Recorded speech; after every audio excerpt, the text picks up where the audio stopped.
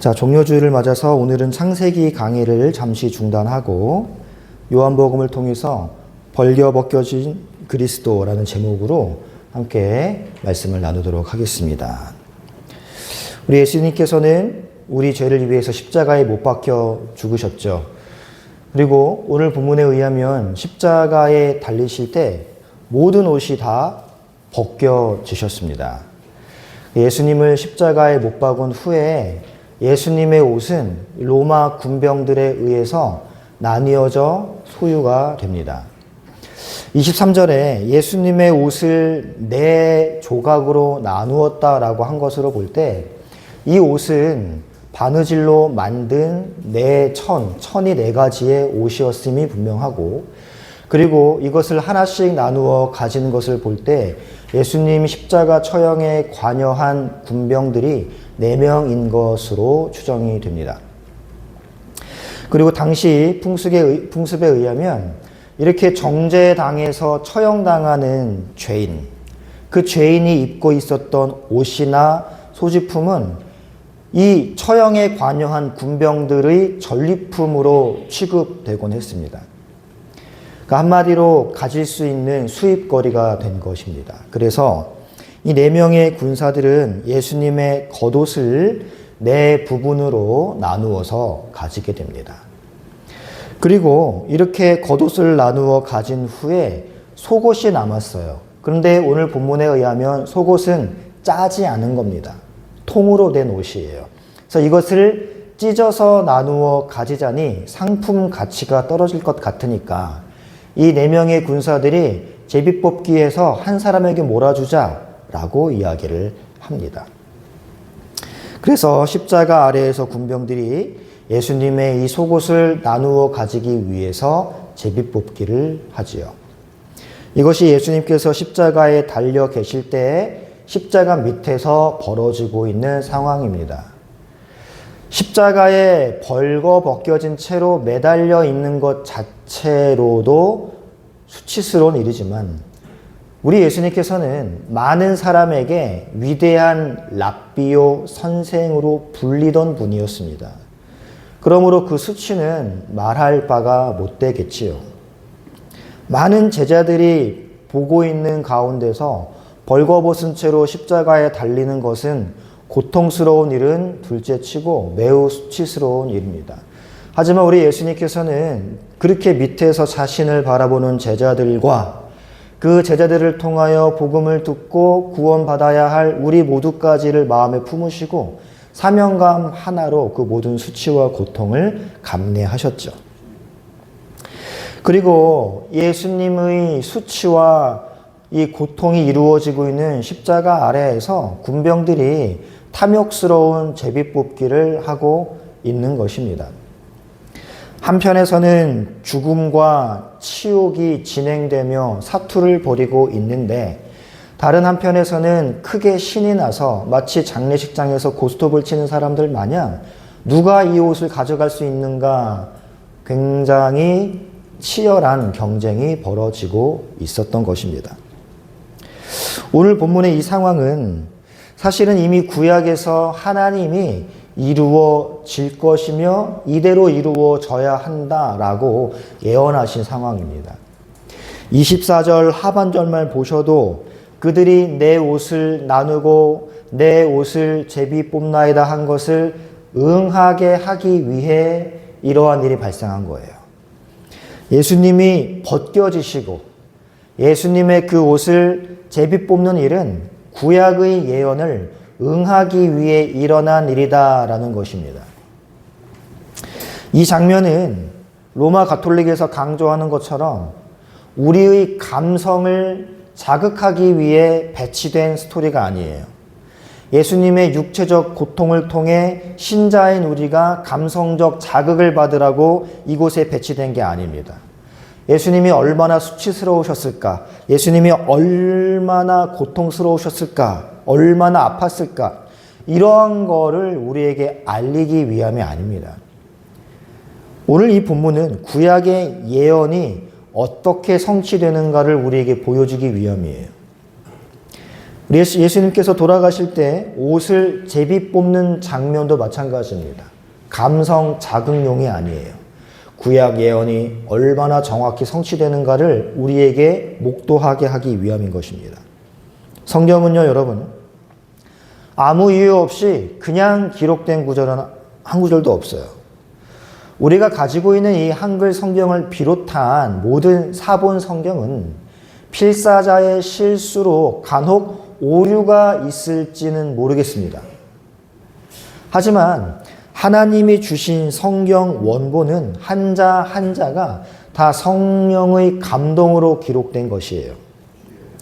주님께서 십자가에서 벌거벗겨지시고 그 옷이 나뉘어지는 곳조차 아무 의미 없이 기록된 것이 아니라 주님께서 우리에게 전달하려 하는 구속사적인 메시지가 있다는 것입니다. 그렇다면 여러분, 예수님이 벌거벗겨진 것이 우리의 감성 자극용이 아니라면, 그렇다면 성경 안에서 이것은 어떤 의미가 있는가? 우리는 이걸 물어봐야 돼요. 성경은 옷을 입고 옷을 벗는 것에 관해 상징적 의미를 굉장히 많이 부여합니다. 오늘날의 사회 통념으로 볼 때 옷이라는 건 우리의 필요에 의해 생겨난 거예요. 추우니까 우리는 옷을 입습니다. 그리고 나를 더 아름답고 멋있게 치장하기 위해 옷을 입습니다. 하지만 우리는 이러한 옷의 통상적 용도에서 벗어나서 하나님은 왜 옷에 대해서 어떠한 의미를 붙이시는가를 물어보면서 성경을 읽어야 되거든요.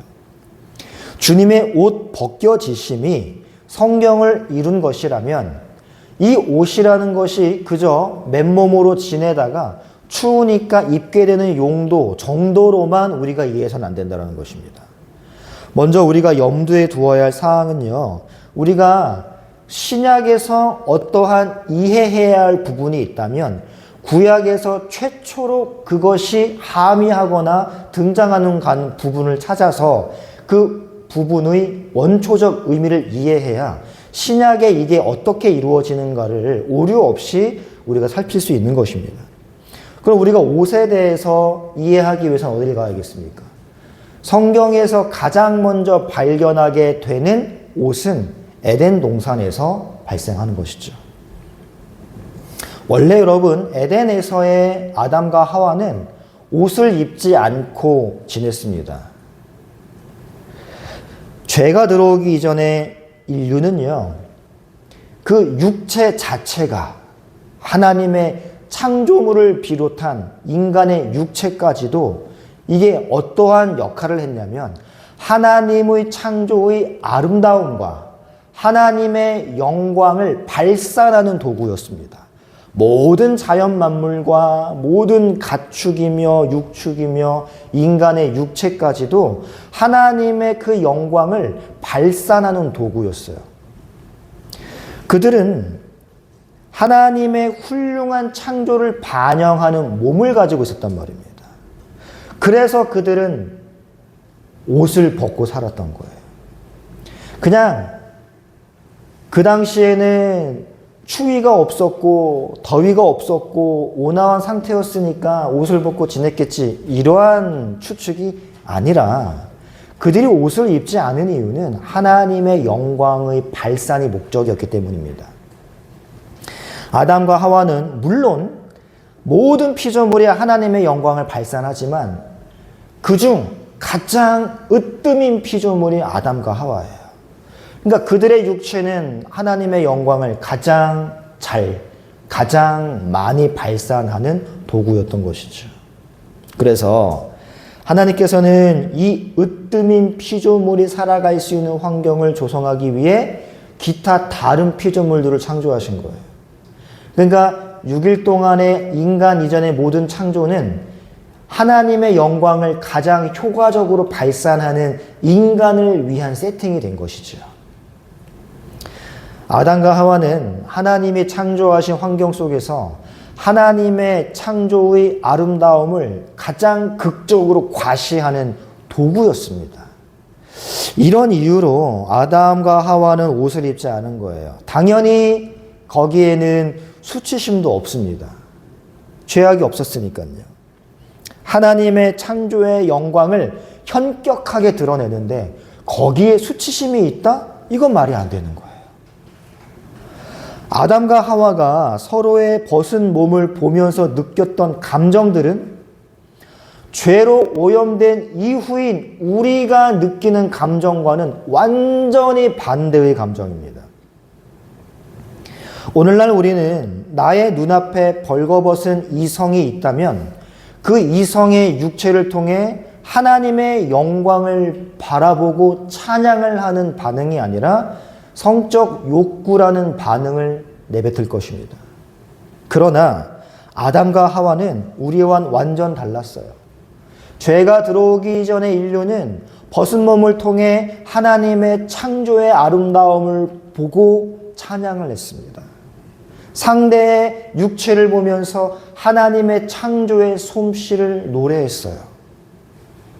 그런데 세상에 죄가 들어왔습니다. 세상에 죄가 들어오자마자 이들이 한 게 뭐예요? 하나님의 영광을 발산하던 자신의 육체를 가리기 시작합니다. 그들은 서둘러서 하나님의 영광을 발산시키는 가장 효과적인 도구를 가리기 시작해요. 왜 그랬을까요? 죄로 인해 하나님의 영광이 훼손되었기 때문입니다. 죄가 아담과 하와를 조종하여 하나님의 영광을 이제 수치로 느끼게 만든 거예요. 그래서 그들은 무화과 나뭇잎을 엮어서 옷을 만들어 입었죠. 하지만 소용없었습니다. 나뭇잎 틈새 사이로 그들이 가리고자 했던 수치는 다 드러났어요.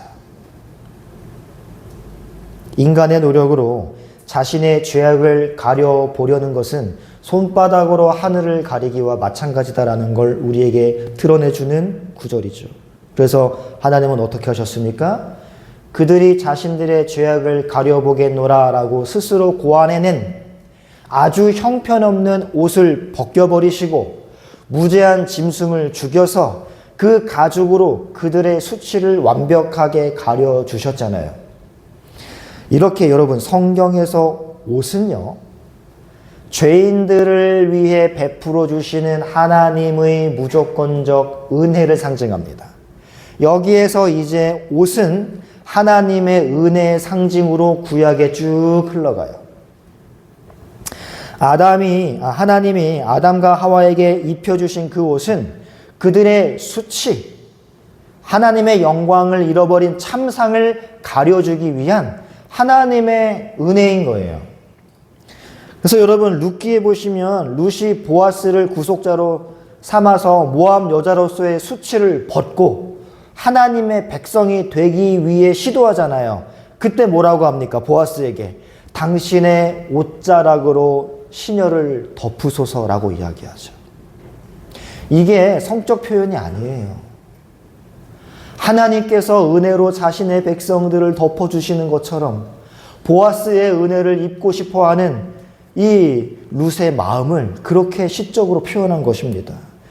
옷자락으로 덮는다? 이거는 은총의 상징이에요. 여러분, 인간이 죄에 빠지고 난 후에 벗은 몸을 수치로 드러낸 것이기 때문에 하나님께서는 인간들에게 옷을 입혀주심을 통하여 그분께서 죄인들에게 은총을 베푸신다라는 것을 구약에서는 옷을 덮어주시고 옷을 입혀주심을 통해 보여주는 겁니다. 그래서 우리가 이런 표현을 많이 하죠. 구원의 옷을 입는다. 찬송의 옷을 입는다. 이렇게 말하는 이유가 바로 여기에서 유래하는 것입니다.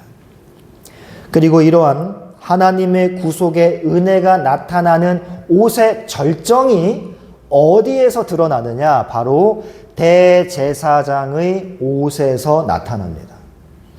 대제사장의 옷이야말로 구속받은 백성들의 궁극적인 모습을 보여주는 그러한 의상이에요. 뿐만 아니라 모든 화려함, 하나님의 영광을 드러낼 수 있는 은유로서의 화려함의 극치가 대제사장의 옷인 것이죠. 그래서 이 대제사장의 옷에는 온갖 보석들이 달려있고 화려한 것으로 장식되어 있고 에덴 동산과 하나님의 나라의 그 금은 보화들을 연상시킬 만한 것들로 치렁치렁하게 치장되는 거예요. 대제사장의 옷이 이렇게 화려한 것들로 치장되었던 이유는 하나님께서 자기 백성에게 베풀어 주시는 은혜가 그만큼 아름답고 놀라운 것이기 때문에 그렇습니다. 마치 성전이 찬란한 금으로 지어져 하나님이 거하시는 곳이 놀랍다라는 것을 은유적으로 드러내고 있듯이 제사장의 화려한 옷은 하나님의 백성들에게 하나님께서 어떠한 은총을 베풀어 주셨는지를 보여주는 은유요 도구인 것입니다. 하나님께서 자기 백성에게 옷 입혀주시는 것이 어떠한 것을 의미하는가, 이거를 보여주는 강렬한 은유가 바로 대제사장의 옷에 담겨져 있는 것이죠. 그러므로 여러분, 이렇게 옷을 덮어주고 옷을 입혀주는 것이 하나님의 은총을 내려주시는 것의 은유라면, 반대로 옷이 벗겨진다라는 것은 우리의 수치를 다시금 드러내는 일이기 때문에 매우 비참한 것입니다. 그래서 호세아 2장을 읽어보겠습니다. 영적으로 타락한 이스라엘 백성들에게 하나님이 이렇게 은유로 말씀하세요. 2절 3절입니다. 너희 어머니와 논쟁하고 논쟁하라. 그는 내 아내가 아니요 나는 그의 남편이 아니라. 그가 그의 얼굴에서 음란을 제하게 하고 그 유방 사이에서 음행을 제하게 하라. 그렇지 아니하면 내가 그를 발궈벗겨서 그 나던 날과 같게 할 것이요 그로 광야같이 되게 하며 마른 땅같이 되게 하며 목말라 죽게 할 것이며 라고 말씀하십니다. 하나님이 타락한 이스라엘을 수치스럽게 하겠다라는 말씀을 옷을 벗겨버리겠다라고 말씀합니다. 은혜로 주셨던 옷을 다시 빼앗아 간다는 말이에요. 하나님께서 이스라엘에게 은혜를 베풀어 주시는 것을 에스겔에서는 이렇게 기록합니다. 16장 8절로 13절인데요. 함께 교독해 보겠습니다. 8절입니다. 내가 내 곁으로 지나며 보니 내 때가 사랑을 할 만한 때라. 내 옷으로 너를 덮어 벌거벗은 것을 가리고 내게 맹세하고 언약하여 너를 내게 속하게 하였느니라. 나 주 여호와의 말이니라.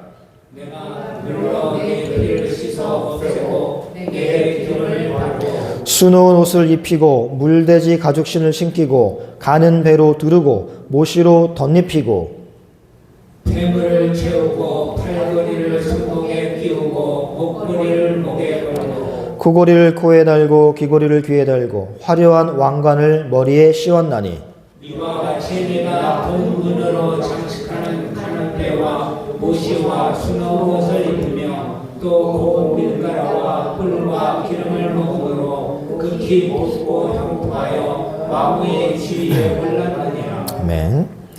자, 16장은요 하나님께서 베푸신 은혜가 입는 것으로 묘사된 절정의 부분입니다. 몸에 있는 것, 몸에 치장하는 것 모두가 하나님께서 이스라엘 백성들에게 베풀어 주신 크나큰 은혜를 상징하는 것입니다. 그런데 이스라엘이 하나님이 입혀주신 이 화려한 옷을 입고 하나님을 떠나서 우상과 행음을 합니다. 그러자 하나님이 그들에게 은혜를 거두어 가겠다라는 표현으로 옷을 벗기신다라고 말씀을 하시는 거예요. 또 에스겔서에 보시면 이렇게 기록하거든요. 제가 읽어보겠습니다. 주 여호와께서 이같이 말씀하셨느니라. 내가 내 누추한 것을 쏟으며 내 정든 자와 행음함으로 벗은 몸을 드러내며 또 가증한 우상을 위하여 내 자녀의 피를 그 우상에게 드렸은즉 내가 너의 즐거워하는 정든 자와 사랑하는 모든 자와 미워하던 모든 자를 모으되 사방에서 모아 너를 대적하게 할 것이요 또 내 벗은 몸을 그 앞에 드러내 그들이 그것을 다 보게 할 것이며 내가 또 간음하고 사람의 피를 흘리는 여인을 심판함 같이 너를 심판하여 진노의 피와 질투의 피를 내게 돌리고 내가 또 너를 그들의 손에 넘기리니 그들이 내 누각을 헐며 내 높은 데를 부수며 내 의복을 벗기고 내 장식품을 빼앗고 내 몸을 벌거벗겨 버려두며 라고 기록을 합니다. 그러니까 단순히 적국에 노략당한다라는 걸 표현하기 위함이 아니라 장식품이 다 빼앗기고 옷이 벗겨진다라는 것을 통하여 내가 너희에게 부어주었던 그 은총을 거두어 가겠다라는 경고의 메시지를 은유적으로 표현을 한 것입니다. 사랑하는 성도 여러분, 이렇게 성경이 옷에 담고 있는 이러한 하나님의 의미와 의중과 뜻을 고려하고 오늘 본문에 예수 그리스도의 옷 벗겨지심을 살펴봐야 되는 거예요. 우리 주님께서 옷이 벗겨지신 일은 시편 22편의 직접적인 성취입니다.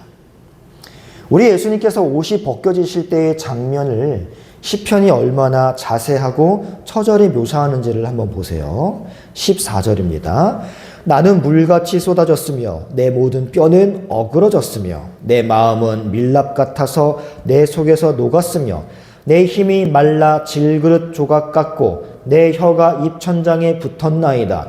주께서 또 나를 죽음의 진토 속에 두셨나이다. 개들이 나를 애워쌌으며 악한 무리가 나를 둘러 내 수족을 찔렀나이다. 내가 내 모든 뼈를 셀 수 있나이다. 그들이 나를 주목하여 보고 내 겉옷을 나누며 속옷을 제비 뽑나이다. 라고 그대로 기록을 하고 있습니다. 여러분, 시편에 인용된 예언된 이 말씀이 오늘 본문에서 고스란히 예수님을 통하여 성취가 되었습니다. 그래서 우리 예수님은 겉옷과 속옷이 다 벗겨지셨어요. 그렇다면 우리 예수님께서 겉옷과 속옷이 다 벗겨진 걸 통해서 우리는 무엇을 알 수 있습니까? 예수님에게서 하나님의 모든 은총이 빼앗겨졌다는 걸 알 수 있어요.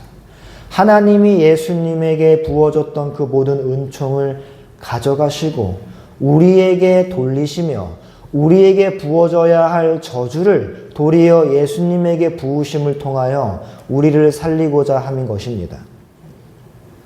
여러분, 우리 주님은 영원한 대제사장이십니다. 그분은 실로 가장 화려하고 가장 아름다운 의복을 입으셔야 마땅한 분이시지요. 하지만 우리 주님께서는 겉옷과 속옷까지도 모두 벗겨지십니다. 성도 여러분, 우리 예수님이 왜 이러한 일을 겪으셔야 했습니까? 왜 이 일이 구약에서부터 예언이 되었고 신약에서 왜 우리 예수님이 완전히 이 모든 예언을 다 당하셔야 했습니까? 하나님이 죄인인 우리에게 당신의 맹렬한 진노를 쏟아붓기를 기뻐하지 않기 때문에 그런 거예요. 모든 은총을 박탈당해야 할 건 우리인데 우리에게 박탈당해야 할 그 은총을 오히려 부어주시고 그 은총을 영원히 누려야 할 그분에게서는 은총을 빼앗아 가시는 거예요. 우리 주님이 고스란히 당하셔야 할 그 은총, 그걸 우리에게 돌리시고 우리가 영원히 당해야 할 그 진노를 그 은총의 빈자리에 채워놓으셨다는 겁니다. 그런데 여러분, 우리가 당해야 할 그 모든 고통과 수치를 하나님께서 당신의 아들에게 대신 당하도록 위임하시고 우리에게는 오히려 의의 흰옷을 입혀주시는 이 아이러니, 우리가 정말 이해할 수 없는 하나님의 사랑인 것입니다. 그러므로 여러분, 우리는 우리에게 입혀주신 구원의 옷을 너무 당연한 것으로 여기지 않았으면 좋겠어요. 특히 장로교에서는 택함 받은 백성 어디 가겠느냐라며 자신의 구원을 위해 어떠한 행실의 노력을 안 하는 경향이 많이 있는데 옳지 않습니다. 우리는 우리에게 주어진 이 구원의 옷을 결코 가볍게 여겨서는 안 돼요. 물론 행위 구원은 말이 안 되는 것이지만 마치 행위 구원이 옳은 것처럼 살아야 우리는 우리에게 주신 구원의 옷을 가볍게 여기지 않는 삶이 될 수 있다는 것입니다. 우리에게 주어진 이 은혜의 옷은 하나님이 예수 그리스도께서 벌거벗겨지신 수치와 십자가 고난의 값으로 주어진 정말로 값진 옷이라는 걸 우리가 잊지 말아야 합니다. 바라기는 하나님께서 우리에게 주신 이 아름다운 의의 흰옷, 구원의 옷을 잘 관리하는 우리 모두가 되기를 바랍니다. 날마다 두렵고 떨림으로 우리의 구원을 이루어 가고 날마다 깨어 기도하며 말씀으로 우리의 영혼을 잘 관리하여 하나님이 주신 선물을 값싼 은혜로 전락시키는 일이 없기를 당부합니다. 이러한 관리만 있다면 교회가 세상의 지탄을 받지 않을 거예요. 또한 고난주간을 맞아서 그리스도께서 우리를 위해 행하신 값지신 일과 우리에게 베풀어 주신 놀라운 사랑을 가슴 깊이 새기시는 한 주가 되시기를 축복합니다. 우리 함께 찬양하겠습니다.